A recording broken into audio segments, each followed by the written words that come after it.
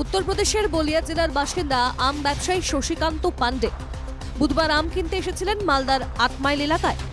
ব্যবসায়ীর অভিযোগ, তৃণমূল নেতা জাহাঙ্গীর খান ও তাঁর দলবল ওই ব্যবসায়ীকে অপহরণ করে। ऐसे ही जब बगीचा घूमने गए तब तक ये लोग मिलजुल के सब घर में घुसा दिए। कहाँ के रहने वाले हैं आप? बलिया के। बलिया कहाँ? कौन सा देश? बलिया बांडी स्टेट कहाँ है? स्टेट उत्तर प्रदेश। অভিযুক্ত তৃণমূল নেতার দাবি, ওই ব্যবসায়ীর সঙ্গে তার এক আত্মীয়র ব্যবসা সংক্রান্ত লেনদেন রয়েছে। অপহরণের সঙ্গে তার কোনো যোগ নেই। জানি না, ওই ব্যবসায়িক অপহরণ বলতে আমার যেটুকু জানা, আমার সাড়ু ভাইয়ের সাথে আমার আত্মীয়, নিজস্ব আত্মীয়, আমার সাড়ু, বড় সাড়ু, ওর সাথে ওর একটা লেনদেন ছিল 2023 সালে আম কিনে বেচা নিয়ে। তো 2024 সালে অন্য জায়গায় আম কিনছিল, ও বলছে তুই আমার 15 টাকা দে, 5 লাখ টাকার কি ওদের গন্ডগোল ছিল।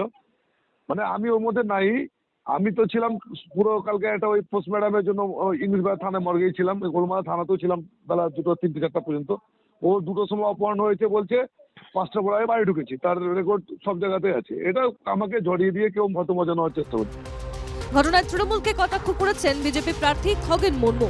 কাটমানি, লুট, অপহরণ ছাড়া তৃণমূল কিছু বোঝে না, আক্রমণ বিজেপি প্রার্থীর। আজকে উত্তরপ্রদেশ থেকে একজন এসছেন ব্যবসায়ী, তিনি এখানে ব্যবসার জন্য আম ব্যবসায়ী তিনি এখানে এসেছিলেন, তাহলে তাকেও আজকে সেখানে কিডন্যাপ করা হচ্ছে, তাকেও এখান থেকে তুলে নিয়ে যাওয়া হচ্ছে।